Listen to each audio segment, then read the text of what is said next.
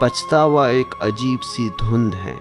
यह न पूरी तरह अतीत है न वर्तमान, बल्कि दोनों के बीच ठहरी हुई एक छाया है। तुम उसे पकड़ना चाहते हो, समझना चाहते हो, लेकिन जितना उसे थामने की कोशिश करते हो वह उतना ही फिसलता जाता है। क्योंकि पछतावा कोई वास्तविक घटना नहीं है, वह तुम्हारे मन की बनाई हुई कहानी है जिसमें तुम बार बार वही दृश्य दोहराते हो। ऐसा किया होता तो, वैसा ना किया होता तो, और यही तो तुम्हें वर्तमान से काट देता है। ओशो कहते थे, जीवन को समझने के लिए उसे जिया जाना चाहिए, न कि उसके टुकड़ों को जोड़कर उसके बारे में सोचा जाना चाहिए। पछतावा उसी सोच का परिणाम है जब तुम जीने के बजाय विश्लेषण करने लगते हो। ध्यान से देखो, पछतावा हमेशा तब पैदा होता है जब तुम अपने पुराने निर्णयों को आज की समझ से जज करते हो। लेकिन ये तो अन्याय है। उस समय तुम वही थे जो तुम थे। तुम्हारी चेतना, तुम्हारी समझ, तुम्हारी परिस्थितियां वैसी ही थी। तुम उसी स्तर से निर्णय ले सकते थे। आज तुम बदल गए हो, इसलिए तुम्हें लगता है कि तुम गलत थे, पर वह गलती नहीं थी, वो तुम्हारी उस क्षण की सच्चाई थी। पछतावा इस सच्चाई को नकारने की कोशिश है, और जब तुम अपनी ही सच्चाई को नकारते हो तो भीतर एक दरार पैदा हो जाती है। तुम अपने ही खिलाफ खड़े हो जाते हो। ओशो का दृष्टिकोण सीधा है। जीवन में कोई गलती नहीं होती, केवल अनुभव होते हैं। हर अनुभव तुम्हें थोड़ा और जागरूक बनाता है। अगर तुमने कुछ ऐसा किया जिससे दर्द हुआ तो वह भी जरूरी था, क्योंकि उसी दर्द ने तुम्हें संवेदनशील बनाया, तुम्हें देखने की नई आंख दी। अगर तुम उस अनुभव को गलती कहकर ठुकरा दोगे तो तुम उससे मिलने वाली समझ को भी खो दोगे। पछतावा तुम्हें वही रोके रखता है जहां तुम थे। स्वीकृति तुम्हें आगे ले जाती है।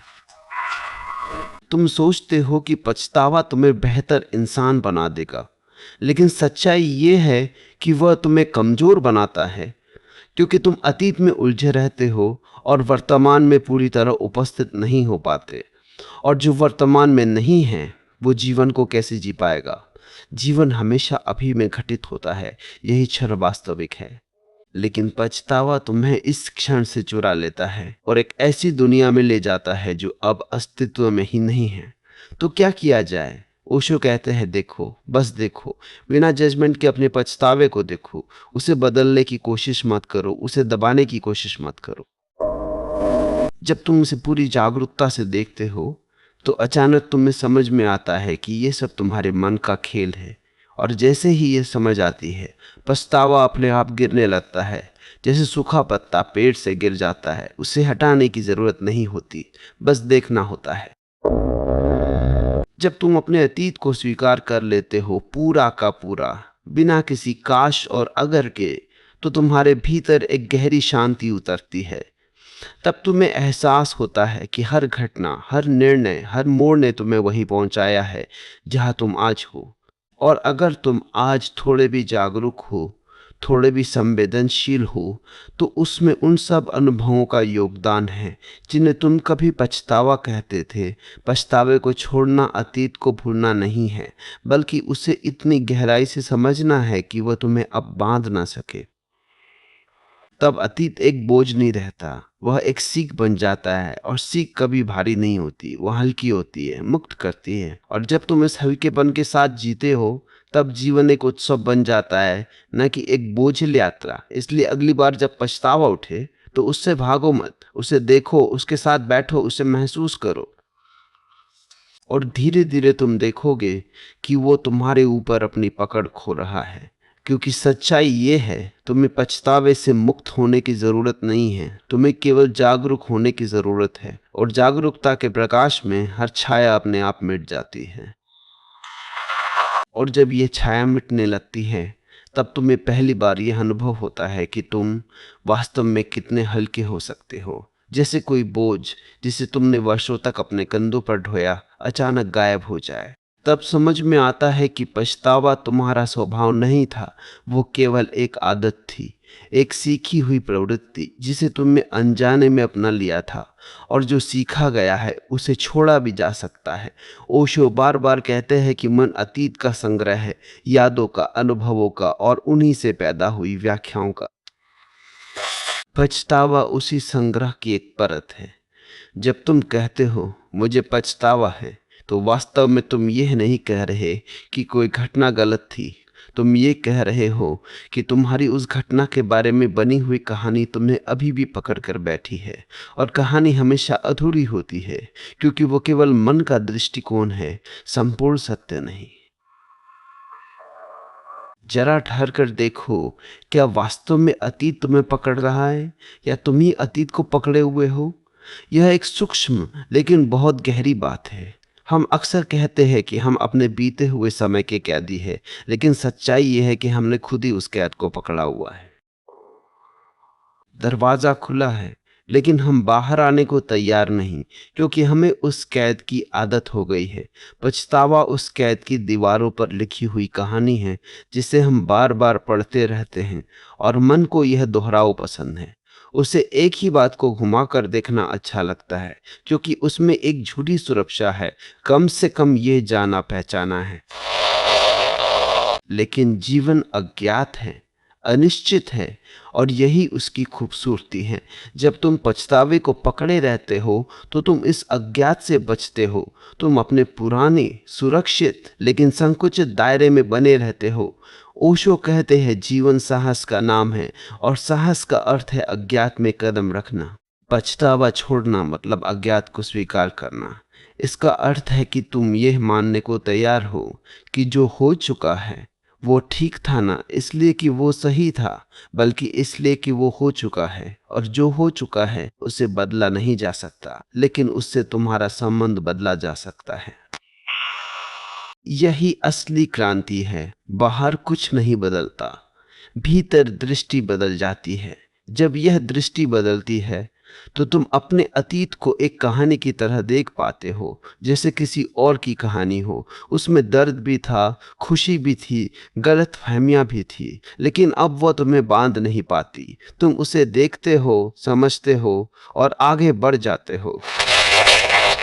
यही परिपक्वता है, अतीत को नकारना नहीं, बल्कि उसके पार जाना। और जैसे ही तुम पछतावे के पार जाते हो, तुम्हारे भीतर एक नई ऊर्जा जन्म लेती है। यह ऊर्जा वर्तमान में जीने की होती है। अब तुम्हारे निर्णय डर से नहीं, बल्कि जागरूकता से आते हैं। अब तुम यह नहीं सोचते कि कहीं फिर गलती न हो जाए, बल्कि तुम पूरी तरह उस क्षण में उपस्थित रहते हो, और जो सही लगता है वही करते हो। और अगर फिर भी कुछ वैसा हो जाता है जिसे लोग गलती कहते हैं, तो तुम उससे भी सीख लेते हो, बिना पछतावे के। यहाँ एक बहुत सुंदर बात समझने की है, जीवन कोई गणित नहीं है जहाँ हर चीज सही या गलत में बंटी हो। यह एक कला है, एक नृत्य है, और नृत्य में कदम कभी कभी चूक भी जाते हैं, लेकिन वही चूक नृत्य को जीवंत बनाती है। अगर सब कुछ बिल्कुल परफेक्ट हो तो वह नृत्य नहीं, एक मशीन बन जाएगा। ओशो कहते हैं जीवन को परफेक्ट बनाने की कोशिश मत करो, उसे पूर्णता के साथ जियो। पूर्णता का अर्थ है जो है उसे पूरे मन से स्वीकार करना। तो धीरे धीरे तुम देखोगे कि पछतावा एक शिक्षक बन गया है, दुश्मन नहीं। उसने तुम्हें यह सिखाया कि जागरूकता कितनी जरूरी है, कि खुद को स्वीकार करना कितना महत्वपूर्ण है। और जब यह समझ गहरी हो जाती है तो पछतावा अपने आप विदा हो जाता है, क्योंकि उसका काम पूरा हो चुका होता है। अंततः तुम इस सच्चाई को छूते हो कि तुम अपने अनुभव नहीं हो, तुम उनके साक्षी हो। अनुभव आते हैं, जाते हैं, कुछ सुखद, कुछ दुखद, लेकिन जो देख रहा है, जो साक्षी है, वह हमेशा वही रहता है, शांत, स्थिर और अछूता। जब तुम इस साक्षी भाव में टिक जाते हो, तब पछतावे के लिए कोई जगह नहीं बचती, क्योंकि वहां ना अतीत है ना भविष्य, केवल यह शुद्ध जीवंत धड़कता हुआ वर्तमान है। और इसी वर्तमान में जीवन अपनी पूरी महिमा के साथ प्रकट होता है, बिना किसी बोझ के, बिना किसी काश के, बस जैसा है वैसा। यही स्वतंत्रता है, यही मुक्ति है। और जब ये मुक्ति भीतर जड़ पकड़ लेती है, तब तुम्हारे जीने का ढंग ही बदल जाता है। अब तुम जीवन को सुधारने की कोशिश नहीं करते, बल्कि उसे महसूस करने लगते हो। पहले तुम हर अनुभव को तौलते थे, ये सही है या गलत, ये होना चाहिए था या नहीं होना चाहिए था। अब वह तौलना धीरे धीरे गिरने लगता है, क्योंकि तुम समझ जाते हो कि जीवन को किसी तराजू में नहीं रखा जा सकता। वह तो बहता हुआ जल है, जिसे रोकोगे तो सड़ जाएगा, जिसे बहने दोगे तो संगीत बन जाएगा। पछतावा दरअसल उसी रुकावट का नाम है। जहां तुमने जीवन को रोक दिया, वहीं से वह दर्द बन गया, और जहां तुम उसे बहने देते हो, वहीं वह अनुभव बनकर खिल उठता है। इसलिए ओशो कहते हैं, जीवन को मत पकड़ो, उसे जियो।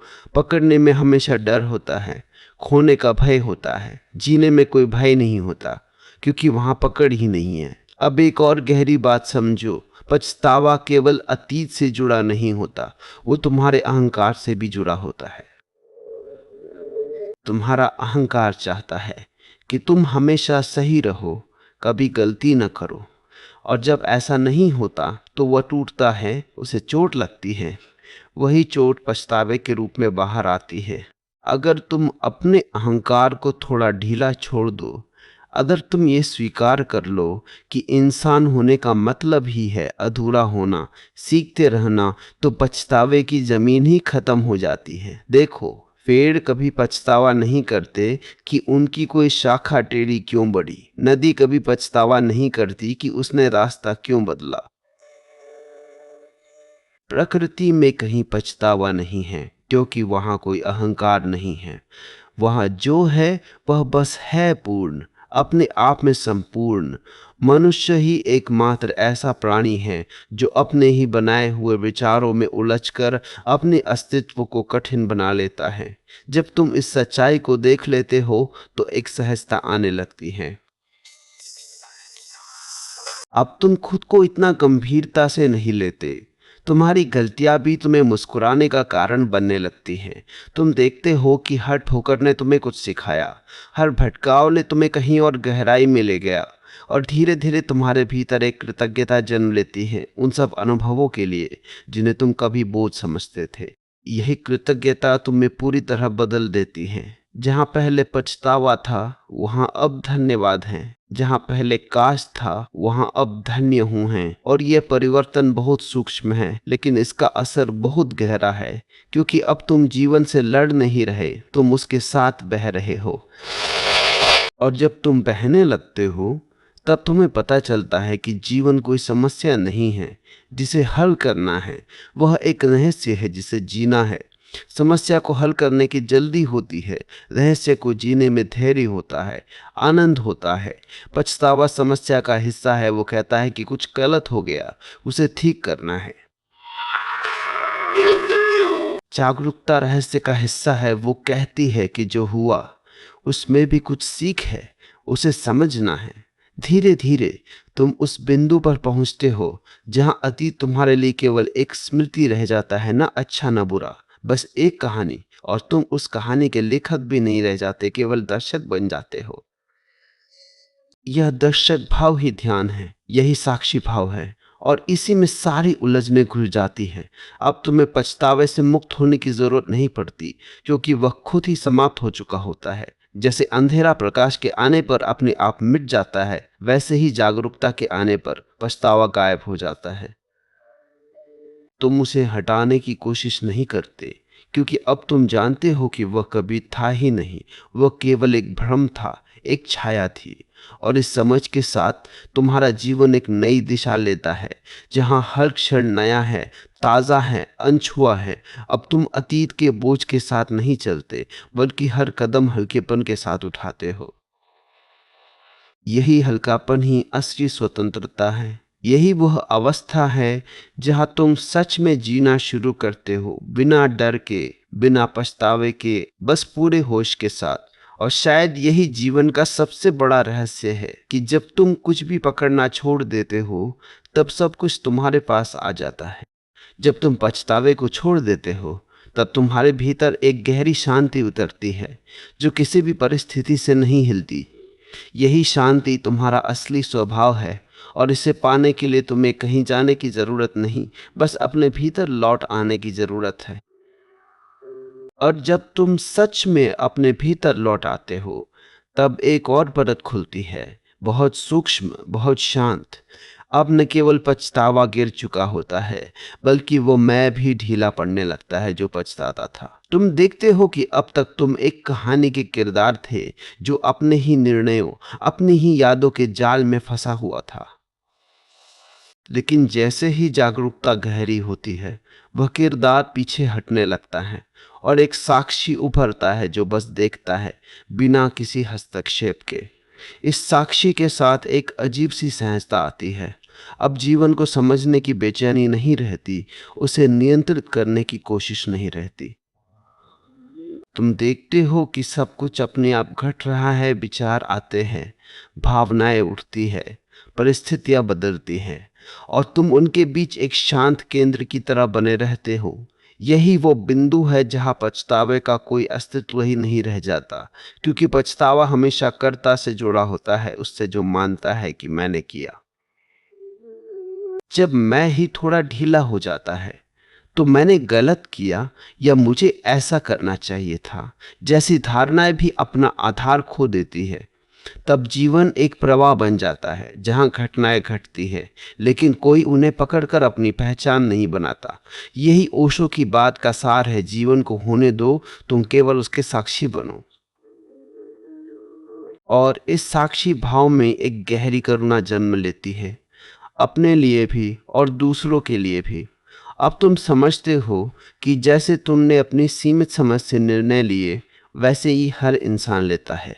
कोई जानबूझकर गलत नहीं करता, हर कोई अपनी चेतना के स्तर से ही काम करता है। यह समझ तुम्हें क्षमा सिखाती है, दूसरों को भी और खुद को भी।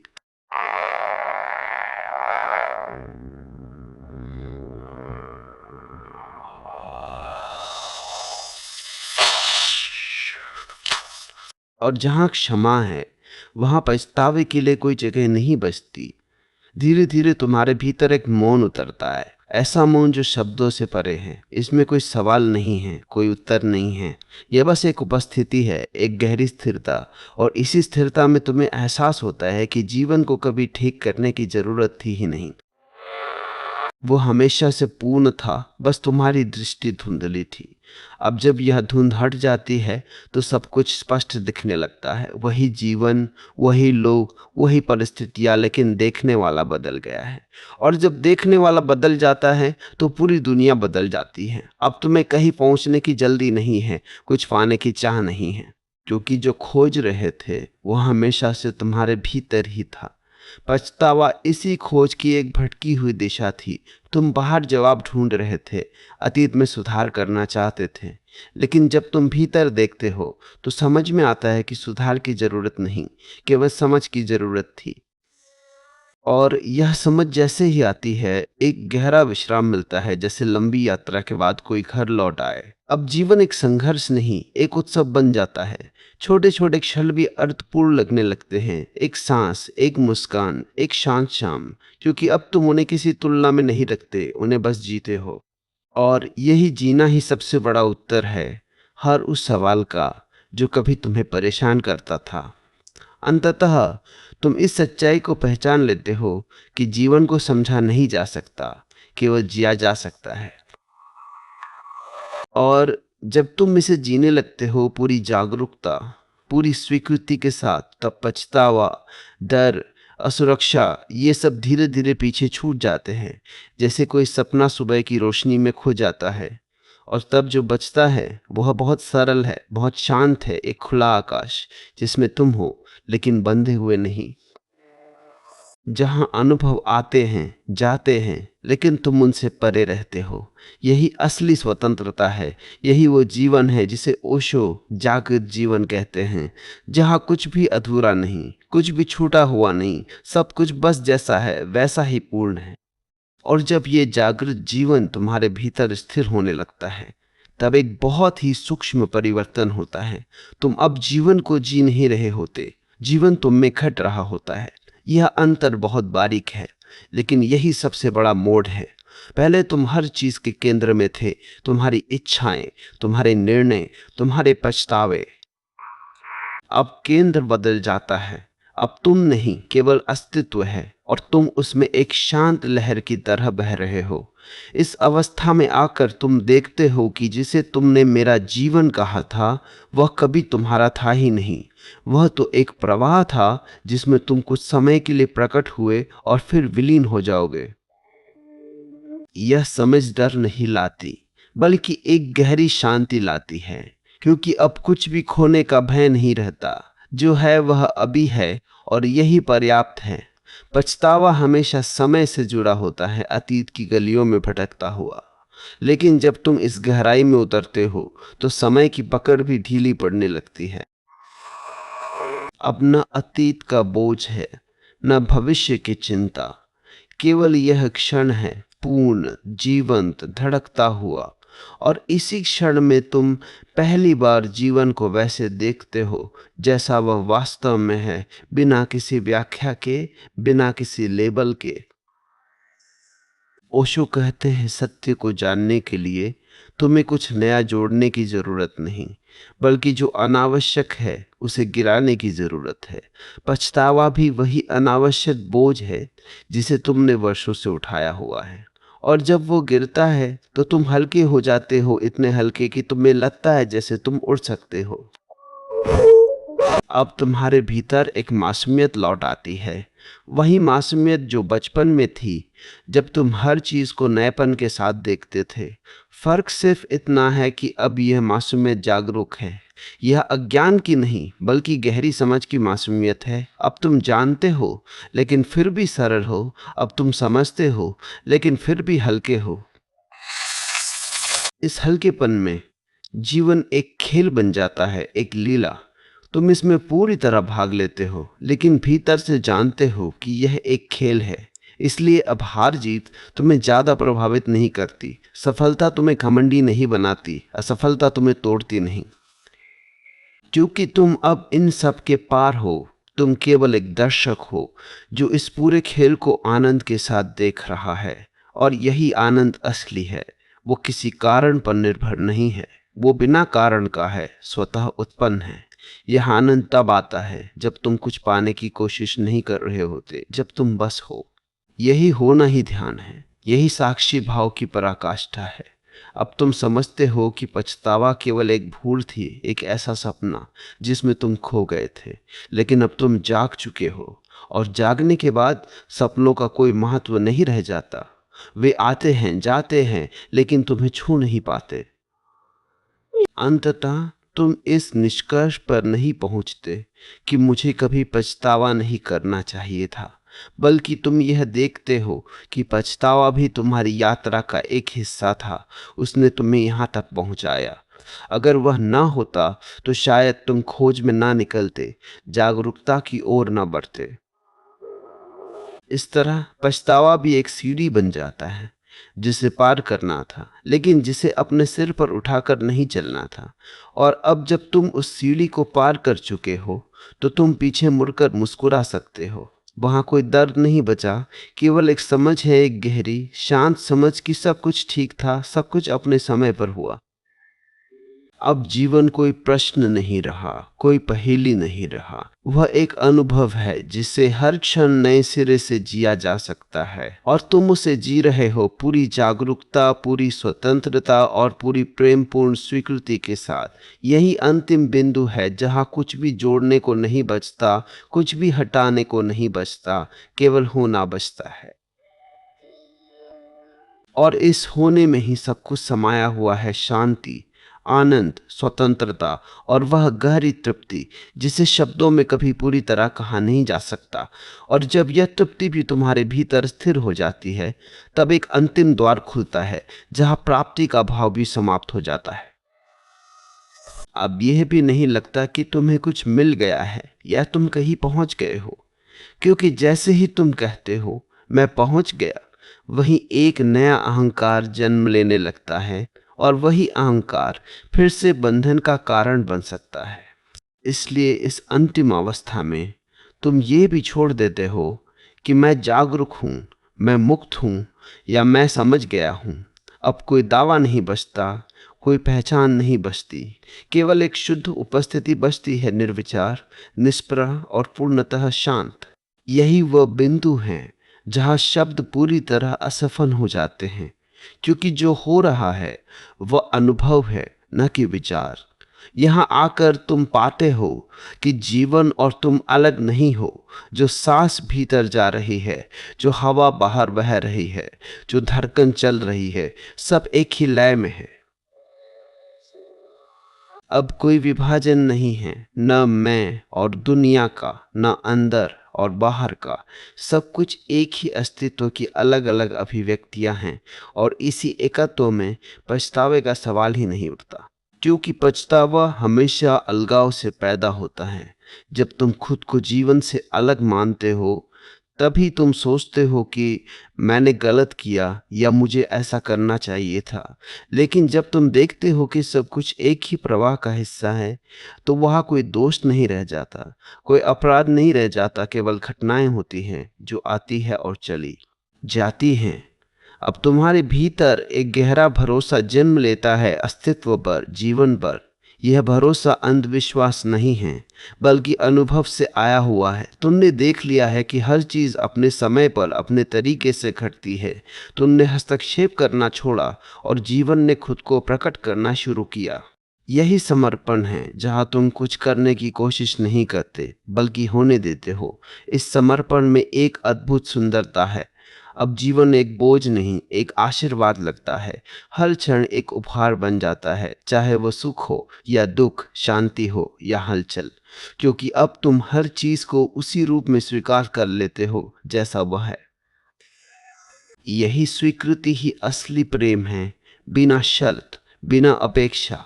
और जब प्रेम इस रूप में प्रकट होता है, तो वह केवल तुम्हारे भीतर सीमित नहीं रहता, वह हर दिशा में फैलने लगता है। तुम्हारी आंखों में, तुम्हारी मुस्कान में, तुम्हारे मौन में। अब तुम्हें प्रेम करने की कोशिश नहीं करनी पड़ती, तुम खुद प्रेम बन जाते हो।